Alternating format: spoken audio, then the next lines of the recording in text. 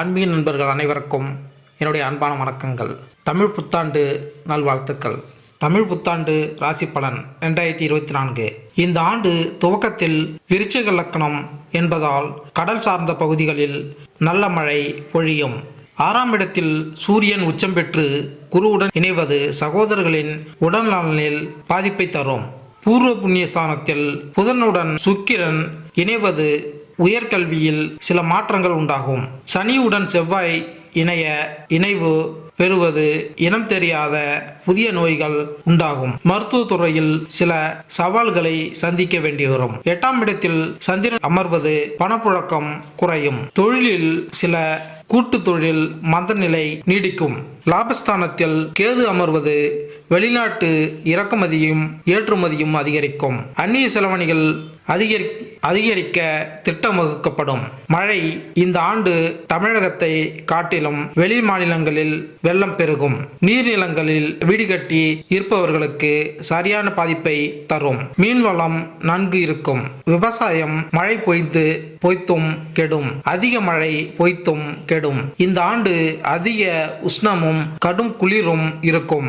Real estate தொழில் மந்தமான சூழ்நிலை உண்டாகும். உணவு பதப்படுத்தும் நிறுவனங்கள் திடீர் கட்டுப்பாடுகளால் தன் பொருட்களை விற்பனை செய்ய முடியாமல் போகும். தொழில் ஸ்தானங்களில் ஆண் பெண் இருபாலருக்கும் வேலைவாய்ப்பு அமையும். காதல் திருமணம் அதிகரிக்கும். தமிழ் புத்தாண்டுகளில் 38வதாக வரக்கூடிய குரோதி தமிழ் வருடம் சற்று கலக்கத்தை தரக்கூடியதாக அமைகிறது. இந்த வருடத்தில் நடக்கும் கிரக பயிற்சிகள் கிரக செயற்கைகள் சில ராசிகளுக்கு வேலை தொழில் முன்னேற்றமும் பணவரவும் கிடைக்கும். குரோதி தமிழ் வருடத்தில் குரோதி என்றால் பகை கெடு என்று பொருள். ஏப்ரல் 14ஆம் தேதி தொடங்குகிறது. இந்த குரோதி ஆண்டில் மழை சொற்பமாக அதாவது குறைவாக பொய்யும் என்பதால் விளைச்சல் மிகவும் குறைவாக இருக்கும் என்பதால் மக்கள் கடவுள் மீது இருக்கக்கூடிய நம்பிக்கை குறைய அதிக வாய்ப்பு உள்ளது. குரோதி ஆண்டு கிரக நிலை: மேச ராசியில் சூரியன் குரு, மிதுனத்தில் சந்திரன், கன்னியில் கேது, கும்பத்தில் சனி செவ்வாய், மீனத்தில் ராகு புதன் சுக்கிரன் என நவகிரகங்கள் சஞ்சரிக்கின்றனர்.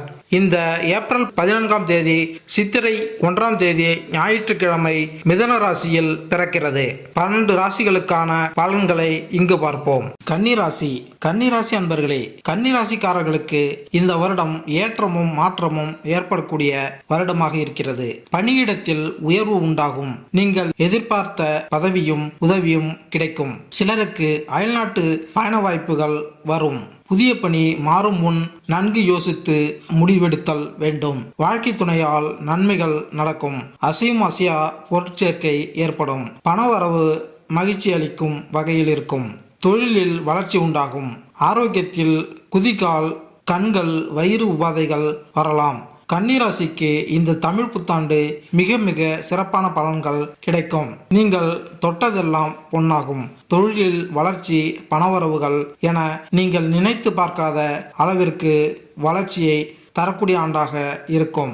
உங்களின் குடும்ப வாழ்க்கை திருமண முயற்சி உள்ளிட்டவற்றில் எப்படிப்பட்ட பலன்கள் தரும் என்பதை இங்கு பார்ப்போம். இந்த ஆண்டு உங்களின் ராசிக்கு அடுத்து குரு பார்வை வருவதும் ஆண்டு பிறப்பில் ராசிநாதன் நீசபங்க ராஜயோக பலனை தரும். உங்களின் கடந்த கால சோதனையிலிருந்து மீண்டும் சிறந்து விளங்குவீர்கள். முக்கிய பிரமுகர் சந்திப்பு உங்களுக்கு பயனுள்ளதாக இருக்கும். கொடுத்த வேலையை சரியாக செய்து வளம் பெறுவீர்கள். பல ஆண்டுகளாக இருந்து வந்த சிக்கல்களும் விலகி படிப்படியாக நிம்மதியை அடைவீர்கள். தீர்க்கவே முடியாது என்ற கடன் கூட விரைவில் முடியும். கலைத்துறையினருக்கு நல்ல நிறுவனத்தில் தொடர்பு மூலம் வாய்ப்புகளும் நிகழ்ச்சிகளும் கிடைக்கப் பெறுவீர்கள். விளையாட்டுத் துறையினருக்கு பலவித சவால்களில் ஏற்றம் பெற்று நற்பெயர் பெறுவீர்கள். கூட்டுத் தொழிலில் இருந்த பிரச்சனைகள் தீரும். வரவு மீறிய செலவுகள் குறையும். அரசியலில் சில ராஜதந்திரமான யோசனைகளை சொல்லி உங்களின் பலத்தை நிரூபிப்பீர்கள். குறைந்த முதலீடுகளின் மூலம் அதிக லாபம் பெறும் தொழிலில் முன்னேற்றம் உண்டாகும். ஆடம்பர பொருட்கள் வீட்டு உபயோக பொருட்கள் வாங்கி மகிழ்வீர்கள். பணப்புழக்கம் இருக்கும். மாணவர்கள் உயர்கல்வி பயில வெளிநாடு செல்லும் வாய்ப்புகள் அமையும். மருத்துவ கல்வியில் சிறந்து விளங்குவீர்கள்.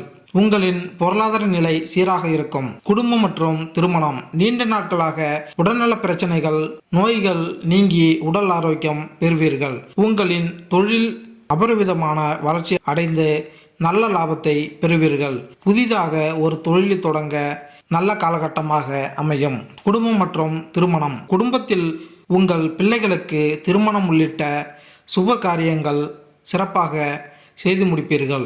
இருப்பினும் உங்கள் மனதில் இனம் புரியாத மனக்குழப்பம், கவலை இருந்து கொண்டே இருக்கும்.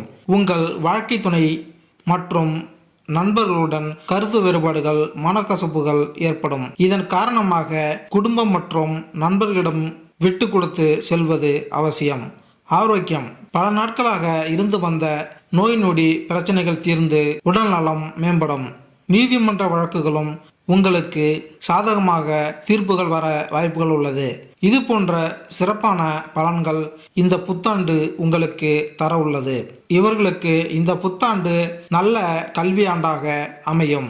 நீங்கள் எடுக்க நினைத்த மதிப்பெண் எடுக்க கடினமாக உழைப்பீர்கள். அதே போல உயர்கல்வி படிப்பதற்காக சிறப்பாக முயற்சி செய்வீர்கள். அதே போல நீங்கள் எதிர்பார்த்த நல்ல வாய்ப்புகள் தேடி வரும். சாதாரண சூழல் நிலவும்.